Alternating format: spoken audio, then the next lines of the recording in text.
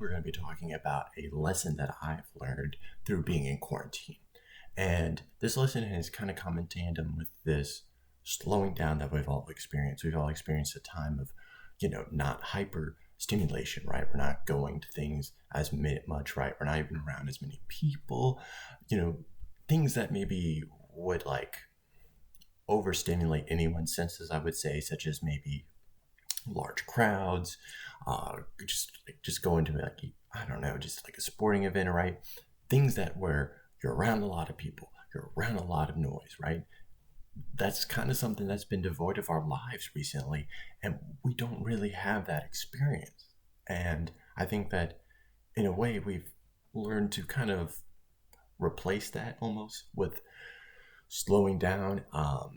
But obviously, that has growing pains, right? The growing pains of not really knowing where to put your energy in, and you kind of seem to be putting people, even myself included, you put your energy into like random things like just watching too much YouTube, watching, eating too many snacks. It's stuff like that. But I think that I've learned a very important lesson through this slowing down, and this lesson is to abandon ourselves. And now I know that might be hard to understand, so I'm going to kind of break it down. To abandon ourselves, we need to look at what we have been before this period and kind of look at how this period can be a big changing point in our lives. Now we can use this period to no longer be what we were in the past, but to be someone new. And I think that's kind of something I've been trying to focus on, right?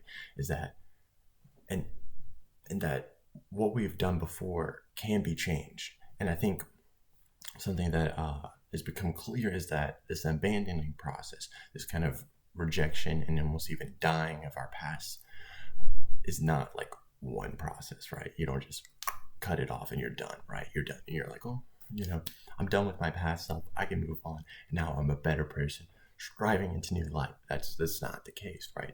You have to constantly be rejecting these things of your past. And I think that's something that I've learned is that, maybe it's that you've been playing too many video games, right?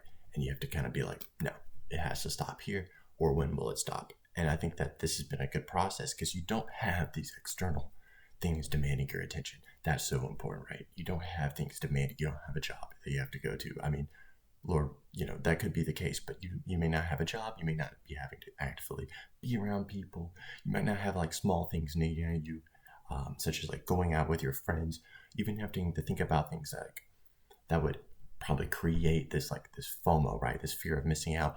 That is not really pulling our attention. So now we have a lot of energy and we can just put it into healthier things.